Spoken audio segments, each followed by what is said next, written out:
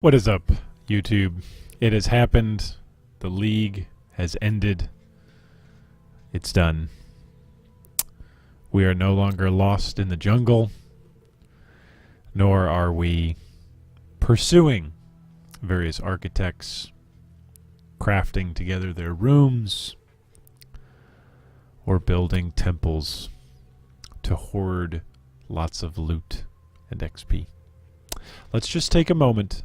Just a moment. Just one moment for remembering what was the Incursion League.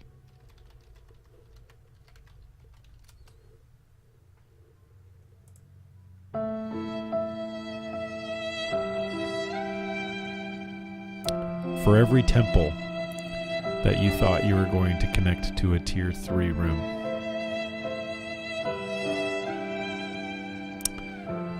for every temple that was just one connection away from being fully linked. For every double corruption that didn't double corrupt, but poofed.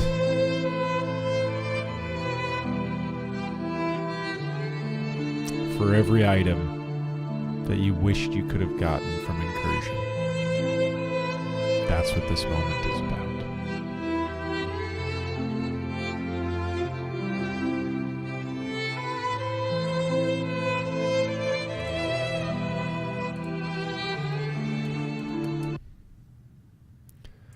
Alright, but we are seriously 3 days, 18 hours, 14 minutes, and 42 seconds away from Path of Exile Delve. So, see ya, Incursion. We'll see you in 3.5. It's coming back. No worries.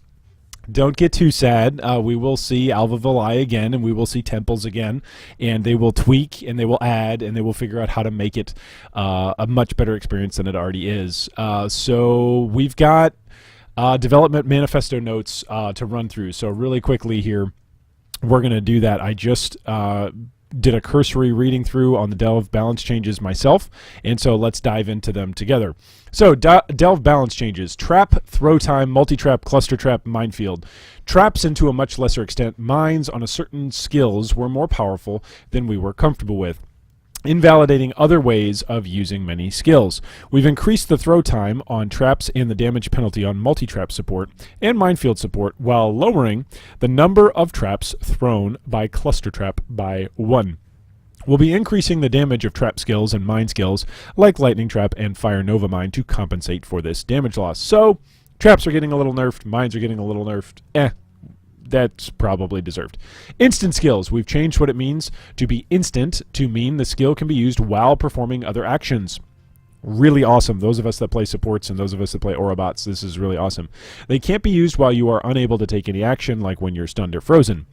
We've made a large number of effects instant, mostly buff effects. Most of these are reservation effects to make applying your auras and heralds faster, but we've also applied this to Molten Shell, Phase Run, Blood Rage, Convocation, and Righteous Fire. So Phase Run, all of us that considered running it, but because it had a little hitch in its animation and slowed you down, didn't want to run it, now we can run it. Most of these have been otherwise untouched other than adding a short cooldown. Only Molten Shell was increased in mana cost at lower levels. We'll be monitoring these skills and being mindful of adding future instant skills so that they need to be timed well rather than using them every time they're off cooldown. I am totally going to be using Molten Skill or Molten Strike as I level up in Delve. I just want to try it out, see what it's like. And I'm playing hardcore, so the more defenses, the merrier. Spell block. We've changed how spell block. We've changed the way we've changed how spell block is gained, so it is only available from flat sources of spell block. All existing sources of a tibrook to spell block conversion have been changed to a flat source of spell block, and we've added spell block to more places in the passive tree with higher values than were previously available. Alva Vilai. Available. The Gladiator passive now uses your as your. This change was made partially to remove some restrictions that impacted design, but also to let be something all characters can have access to, rather than being very powerful for very high characters and weaker for characters that haven't heavily invested in this. Movement skills. Movement skills are a core part of gameplay in Path of Exile. You don't say. Everybody runs shield charge, flame dash, lightning warp, whirling blades, etc. Like everybody uses a movement skill. We've tried to reduce some of the disparity between different movement skills so builds have different choices on how to approach their mobility. This is just the first step. We intend to make further changes incrementally over time without destroying the feeling of mastery that their speed grants. That'll be really interesting to see how that's going to get implemented. Because just off the bat, well, let's take a look at shield charge. So just off the bat, the movement portion of shield charge is no longer affected by local weapon modifiers on weapons. The total weapon attack time will still affect the build-up and the end animations of the skill, but your travel time will only be impacted by movement speed and global attack speed. This makes using certain weapons, like Brightbeak, far less powerful with the skill, flattening the playing field when it comes to what weapons to use. We'll be further reviewing the effect of attack speed on the skill in future, but for now we're just adjusting this one aspect of the skill. So shield charge is getting hit first. Nothing about leap slam. So those of us that are going to be farming the labyrinth and just jumping around with leap slam, we're still good. But if this is something that's going to happen across the board, then bye-bye Brightbeak. Flame dash and lightning warp. Flame Dash and Lightning Warp are the two primary caster-based travel skills, and they have fallen behind the effectiveness of Leap Slam, Shield Charge, and Whirling Blades. We're shortening the cooldown on Flame Dash, lowering its cast time slightly, and increasing the range that it can travel to be consistent with other skills. Why does it still have a cooldown?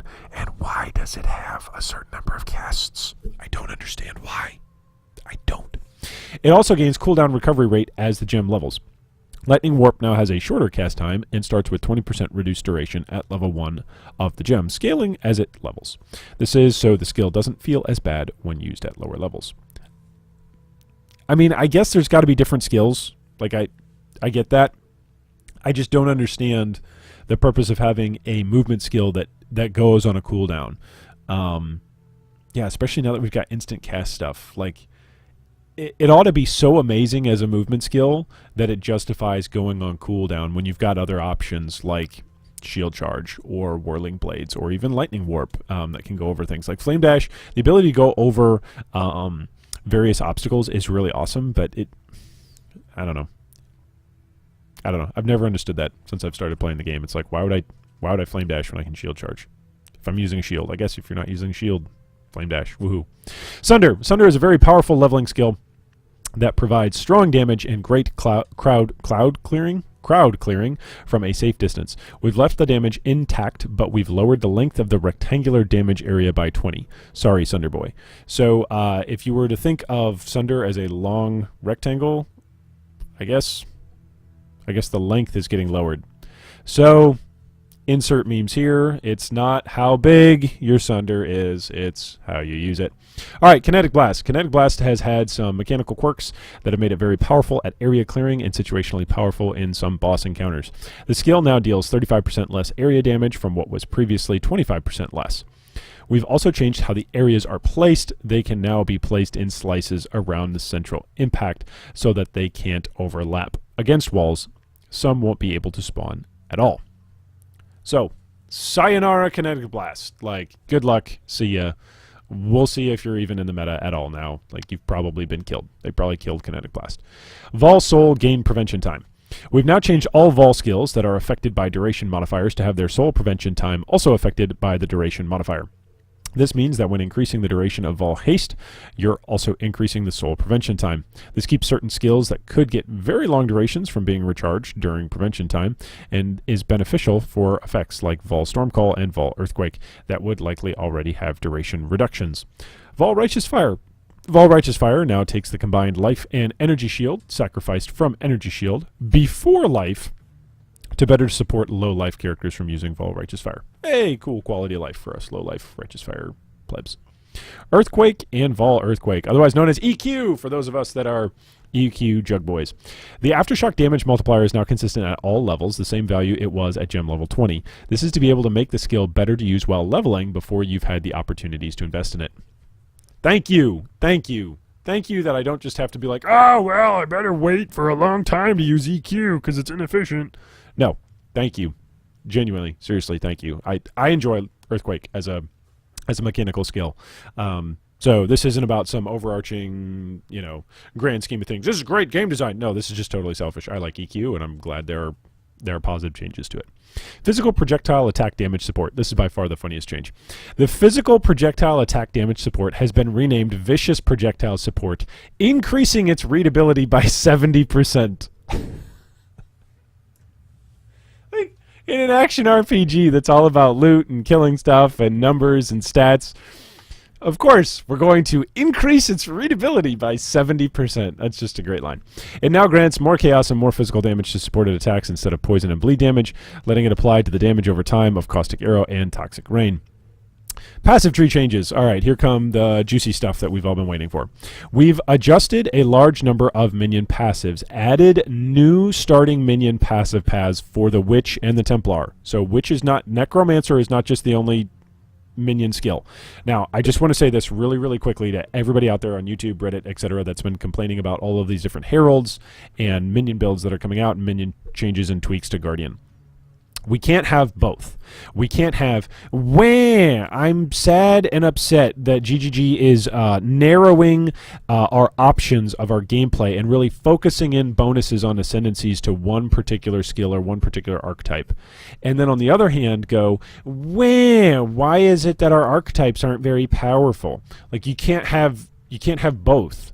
Like, you cannot have build diversity. You can have tension between these two, but you can't have both in the extreme. You can't have build diversity and then build speciality. A good game has got a healthy balance between the two. And so sure enough, we've got that. I feel we've got that still here in Path of Exile. I don't feel like Path of Exile's gone down the way of that game that shall not be named, where everything is just, hey, build one type of build, and this is the meta build, and this is the speed build, and this is how you build it, and you just find items. Like, PoE still has tons of other stuff that's viable. And every single league, people come out with new meme builds that destroy Shaper and destroy Uber Elder and clear content quickly. So I don't want to hear about, what's happening to the build diversity? No, this is fine. In fact, we've got an added build diversity here that our Templar is now going to be able to have minion builds as well as the Witch. And that's actually a good thing. Now, if we want to talk about specifically how those things are being implemented, like talking about how heralds don't necessarily feel like heralds anymore, that's okay. Open to that discussion. But we can't have this, I want build specificity and specialization. Why don't we have opportunity to be diverse and be unique? No, you can be a snowflake in PoE. That's one of the great things about the game. All right, so let's continue. So they've added a new large minion wheel above the Templar's elemental wheel, as well as reworking the minion clusters near the Templar starting area. These include effects that let increases and reductions to minion damage also apply to you, and the same for minion attack speed. We've also included a number of minion accuracy increases. So, if you want to do damage alongside your minions now, this is now a legit thing to do. Of course, we're going to see this on the Templar. It sounds like the Templar is being reworked and the Guardian is being reworked to do this, but I'm actually interested to see what this does for Necro. What sort of ways can the Necro abuse this? Whether that's self-cast, using something and getting elemental equilibrium, and then having specters blow everything up using another type of elemental damage, etc. Like, there's a couple of different things that could go on here if we're buffing the damage that our characters are doing while at the same time buffing the damage our minions are doing. The Templar starting area has been significantly reworked, improving bonuses as well as pathing and better enabling the minion attack hybrid. Again, if you're worried about these ascendancy changes, I would just want to reference you back to the most recent ascendancy rework, where pretty much as soon as the ascendancy rework were announced, everybody was like, these are weird changes, we're not sure about this. And then, have you heard anybody complain about it over the last 5 to 8 months? No, because we're all happy with it, except for Slayer. And I shouldn't say we're all. Many people are very, very happy with the direction of the game. Some very, very prominent donors to GGG are not. But a lot of people are very, very happy with the direction of the game and with the directions that ascendancies have gone. Okay, so the Witch starting area now has a minion path replacing its existent mana and mana regeneration path. I've played Witch. I've played at least one Witch to level 80 in every league up until Incursion. Incursion was my first league that I didn't play a Witch to 80. And I don't think I've ever taken the mana and mana regen path. Like, even when I play MOM, which maybe that's me being bad, but just saying, it's just has never been an efficient path. The mana skills have been moved to a path alongside the energy shield path with a new mana notable that grants increased mana, flat mana regenerated per second, and flask mana recovery. The Guardian no longer has a notable that affects war cries. We've taken these bonuses and placed them on the passive tree. pretty cool, actually. That adds to build diversity. It's no longer hidden behind the Guardian. Anybody can do it. One cluster behind the Templar and Marauder grants you and allies attack and cast and move speed if you've used a Warcry recently. Removes the Warcry mana cost as well as some other smaller bonuses. The other cluster between the Marauder and the Duelist makes Warcries instant, lowers their cooldown slightly, as well as some other minor bonuses. The Guardian Ascendancy now has 2 notable skills that reward having minions while being directly involved in combat, as well as empowering the Herald of Purity skill. Looks cool, looks exciting. Again, Heralds are kind of weird this league, but that's another discussion. Pathfinder Ascendancy. The Pathfinder now has 4 skill paths, replacing its previous 2 skill path, Poison Path. This path includes more potent poison bonuses. Try saying that 10 times fast. More potent poison bonuses. More potent chaos attack damage bonuses, general chaos skill effects, and a bonus for the new Herald of Agony. It is intended to work well alongside the new chaos bow skills, as well as any poison attack character.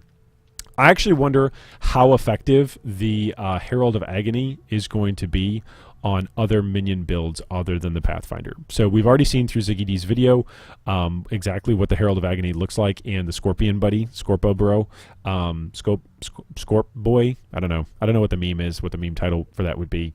Scorp Boy? Anyway, we've seen what Scorp Bro does, and it's very, very powerful on the Pathfinder, but what is that going to do when you do take a bunch of nodes increasing minion damage, and then you've got a bunch of maybe zombies or specters or golems, and you're a golemancer alongside you? We just don't know yet, but it looks interesting. Bow passives now affect skill damage over time. Previously, almost all weapon passives gave damage from ailments with attack skills while wielding a weapon of their type. They now grant a bonus to damage over time instead, letting them boost the damage of Caustic Arrow, Toxic Rain, and Decay. Interesting. An interesting tweak. Secondary damage. Sources of secondary damage, like corpse explosions or the blasts from Explosive Arrow, can now be blocked or dodged. This is really cool. The block and dodge type required is based on the source of the secondary damage. This is to make Explosive Arrow easier to mitigate in PvP, but also prevents certain monster abilities like Corpse Destruction bypassing defenses or block or dodge-based characters, which is going to be big for those of you that like to farm Hall of Grandmasters. Frostbomb. Frostbomb, in addition to reducing life regeneration rate, also reduces energy shield regeneration and recovery rate. This is to let players that have ways to mitigate very defensive energy shield. Wow, what a crap sentence. Let's try this again. This is to let players have ways to mitigate very defensive energy shield characters, which may also come in handy against certain Grandmasters. This may be a tease about more Grandmasters coming. I don't know. It could be. It could be. I just want to throw that out there. It could be that there are more Grandmasters coming. I have no inside info on that. That's just totally me randomly spinning stuff off. All right, so thanks so much to Bex for putting this together. I'm going to link this thread down below. We've got Delve balance changes. So rip Alva Valai and welcome in, because we are only a couple of days from Delve. And so get ready, because over the next couple of days, things are going to move real fast. We're going to have patch notes coming. Everything's already been migrated over to standard. I mean, look at this stuff. Like, everything is here. Like, all of the stash tabs are, everything is here. Oh my gosh. All right, I'm going to have to sort all this stuff. But anyway, I'm going to go sort this stuff, and you guys are going to leave us comments down below talking about what you're most hyped for Delve League. Because I've been telling you, really, for the last month, almost, like what I've been hyped for. But I'd love to hear about what you're most hyped for. So we now have the balance change announced for what's going on. Are you going to be playing a Sunder Boy to level up? Are you going to be playing an Arc or a Trapper? Are you going to stick with Blade Vortex? Notice Blade Vortex hasn't been mentioned in the balance changes, which is kind of interesting. Neither has Impulsas, or neither has the Elementalist. Neither has Sabo. Like, they just said, hey, traps were a problem last league, but these other things that were incredibly meta, they weren't a problem. Anyway, maybe they've tested it in Delve and said, hey, it's just not going to work as well during the Delve mechanic. But anyway, we'll find out. So leave us a comment down below about what you're excited about. I want to hear what you're hyped about here in the upcoming Delve League, because we are only 3 days, 17 hours, 57 minutes, and 25 seconds away.